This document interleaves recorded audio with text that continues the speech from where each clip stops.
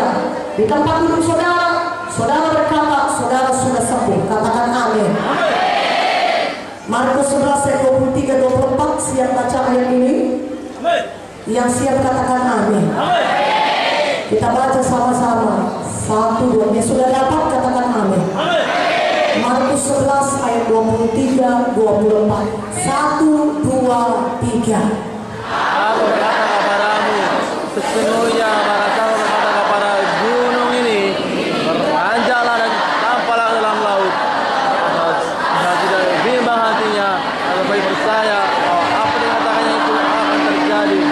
Maka itu akan terjadi baginya. Karena itu aku berkata kepadamu, apa saja yang kamu minta dan doakan, percayalah bahwa kamu telah menerimanya, maka itu akan diberikan kepadamu. Apa kata firman Tuhan? Kita berkata kepada gunung itu, beranjak, tercampak ke dalam laut. Asal kita tidak bimbang hati kita, melainkan percaya bahwa apa yang kita katakan itu akan terjadi, maka hal itu akan diberikan kepada kita. Jadi pada hari ini ada gunung persoalan dalam hidup saudara. Pada hari ini ada gunung penyakit dalam hidup saudara. Saudara berkata kepada gunung penyakit, "Gunung, pergi tinggalkan tubuhku dalam nama Yesus." Gunung-gunung persoalan kau bisa dipecahkan di dalam nama Yesus. Gunung narkoba, kau tinggalkan hidupku dalam nama Yesus.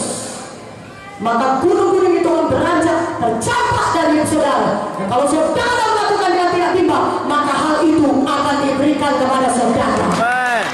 Haleluya. Ini dikatakan firman Tuhan, kita berkata kepada gunung penyakit, keluar, tercampak dari hidup kita dalam nama Yesus.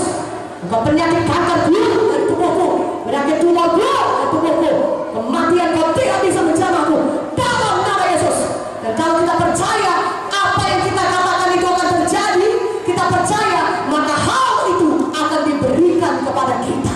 Amen. Jadi kita menerima apa yang kita katakan.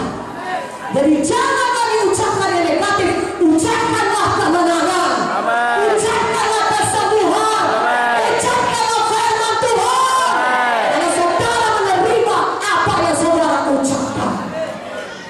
Jangan berkata tentang gunung. Banyak orang berkata tentang gunung, kemana-mana membicarakan penyakitnya, kemana-mana membicarakan persoalannya.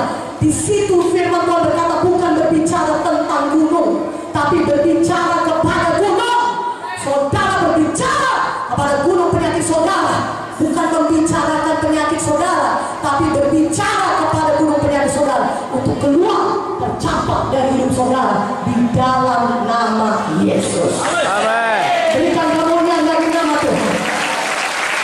Haleluya. Amin. Ibrani 4 ayat 14. Karena kita sekarang mempunyai imam besar agung yang telah melintasi semua langit, yaitu Yesus Anak Allah. Baiklah kita teguh berpegang pada pengakuan iman kita. Kita teguh berpegang pada pengakuan iman kita. Kenapa? Karena Yesus adalah pembela kita. Dia imam besar agung, katakan amin. Dia membela pengakuan iman kita. Karena itu jangan ganti pengakuan iman saudara. Hari ini saudara katakan, oleh biro Yesus aku sudah sembuh. Terus katakan itu sampai mujizat Tuhan jadi dalam hidup saudara. Besok, lusa, atau kapanpun, jangan menjadi lemah kembali iman saudara. Dan saudara kembali mengucapkan kekalahan, kembali mengucapkan aku miskin, aku gak bisa ber. Jangan! Ucapkanlah kehidupan, ucapkan firman Tuhan, maka saudara akan menerima apa yang saudara ucapkan. Hati-hati, hidup mati dikuasai lidah. Jangan mengucapkan perkataan negatif, ucapkan firman Tuhan, maka saudara akan menerima kehidupan. Amin. Katakan amin. Katakan haleluya. Katakan haleluya. Siapkah saudara menindakkan iman saudara? Siapkah saudara menindakkan iman saudara? Siapkah hari ini saudara mengalami mujizat Tuhan? Satu cerita lagi, Lukas 17 ayat 11 sampai 19. Mari buka Alkitab kita. Lukas 17 11 sampai 19. Mari hari ini pulang dengan mujizat Tuhan, pulang dengan berkat Tuhan, pulang dengan pertolongan Tuhan,